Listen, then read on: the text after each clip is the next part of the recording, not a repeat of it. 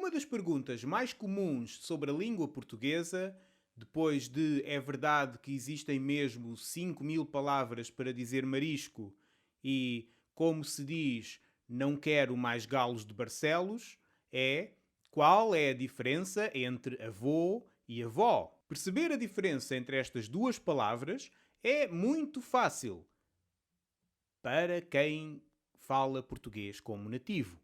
Para todos os outros, aqui fica a explicação. Primeiro, quero dizer-vos algumas coisas.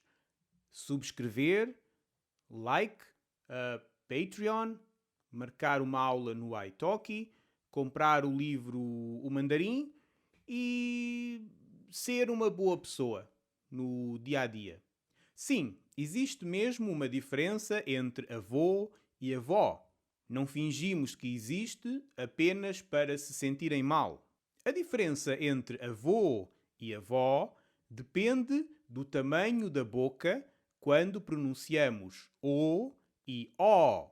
Em avô, a boca forma um o pequeno, enquanto em avó, a boca forma um o grande. Além disso, estes sons portugueses têm sons parecidos em inglês. O O de avó é como o O de on, hot ou Bob. O O de avô é como o O de low, no ou bow, mas sem o W que vem a seguir.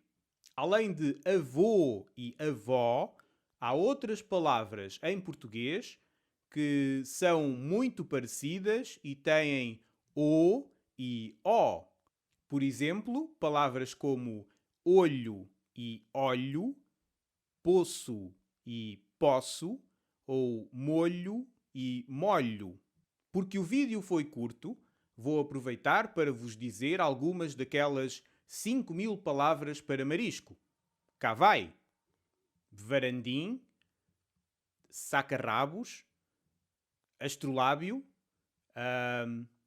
fataça, bisnaga, trotineta,